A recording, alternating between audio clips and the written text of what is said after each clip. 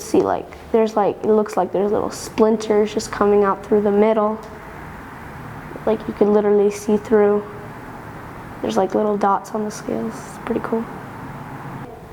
Okay, on her thorns, there's like, it's darker at the bottom and then it gets up brighter. Like dark black and then white. Like slowly like shades of different colors. Let's look at your little claws. There's a claw. Oh no. Could see hair on her claws because she's holding on to the jacket. Looking at a penny, you can see Lincoln sitting in the monument thing. That's kind of cool, never noticed that. There's a surprising amount of detail to it for something that no one except for someone with a microscope would see. Talk about science and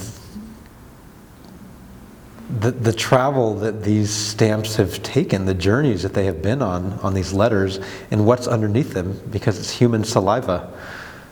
People from all over the world have licked these stamps. This is a genetic history in addition to a world history. The fibers, the paper that went into this, the art, the inks, the printmaking process, the entire just history of that time.